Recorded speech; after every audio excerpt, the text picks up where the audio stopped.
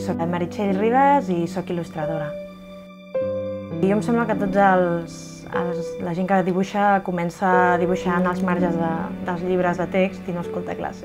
És un clàssic. I sobretot des de més o menys els 20 anys o així que et planteges quines opcions de vida i te n'adones que això és el que més t'omple.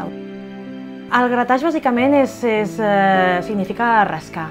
És una planxa rígida amb una capa de guix, un guix molt finet, i una capa de tinta per sobre. Aleshores,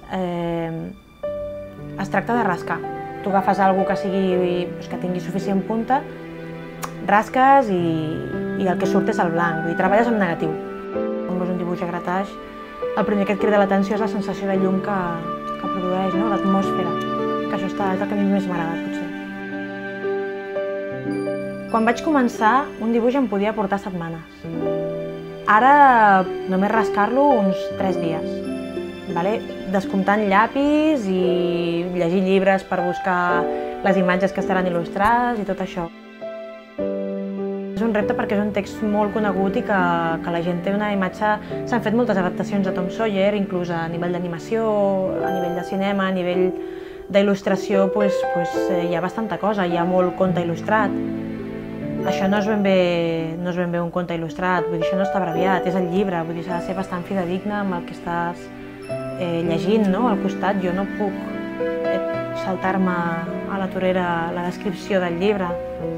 Intento mantenir bastant rigor històric. Estic molt contenta. Primer perquè m'han deixat bastanta carta blanca, cosa que s'agraeix.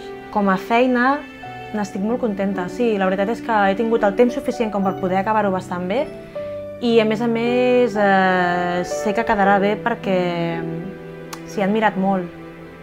Aleshores, per mi que una feina... El gratatge costa de reproduir. Per mi que una feina surti bé i s'apreciï tota la feina que jo he fet, per mi és un triomf.